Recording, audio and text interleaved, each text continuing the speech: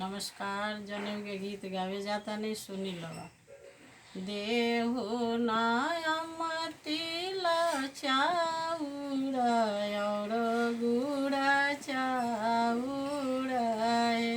हम जैब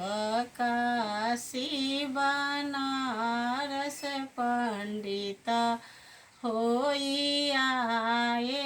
बहे हम जैब काशी बनारस पंडित होई आए बहे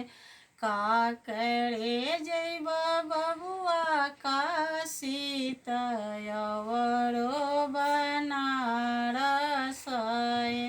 घर ही में पापा रौरो पंडित घर ही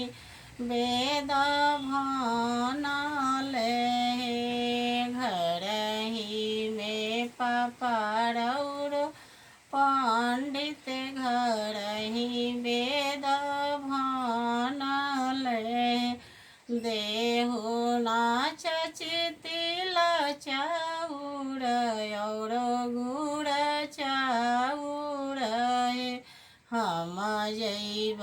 काशी बनारस पंडित होई आए बहे का करे जैब बबुआ काशी तयवरो बनारस घर ही में चचरौरो पंडित घर ही वेद भानले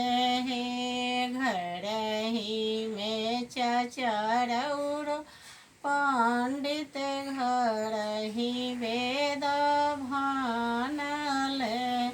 देहु ना दीदी तिला चाउर और गुड़ चाउर हम जैब काशी बनारस पंडित होई आए बहे का करे जैब बबुआ काशी तयवरो बनारस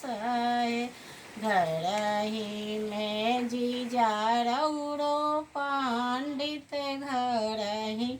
वेद भानले घर ही में जीजा रौरो पंडित घर ही वेद भानले। अच्छा लगे तो लाइक करी, ज़्यादा से ज़्यादा शेयर करी लगा।